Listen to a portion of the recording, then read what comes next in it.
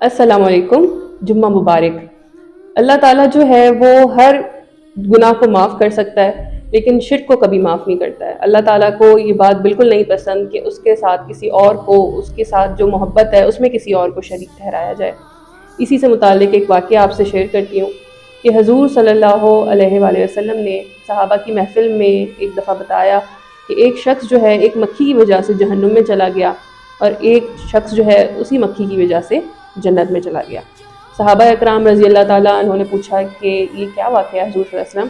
تو نبی کریم صلی اللہ علیہ وآلہ وسلم نے بتایا کہ دو لوگوں کا ایک قبیلے سے گزرنا ہوا۔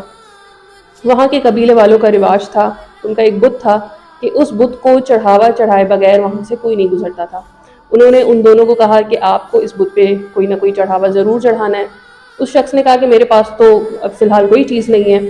انہوں نے کہا کہ آپ کو کچھ نہ کچھ تو چڑھاوا چڑھانا پڑے گا، چاہے وہ مکھی ہی کیوں نہ ہو۔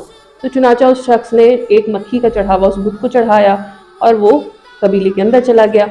دوسرے شخص نے کہا کہ میں اللہ تعالیٰ کے علاوہ کسی کو رب نہیں مانتا ہوں اور میں کسی کو چڑھاوا نہیں چڑھاؤں گا۔ ان قبیلے والوں نے اس شخص کو قتل کر دیا اور وہ جنت میں چلا گیا۔ تو اللہ تعالیٰ کو جو ہے شرک بالکل نہیں پسند۔ اللہ تعالیٰ ہم سب کو اس برائی سے بچائے رکھے، آمین۔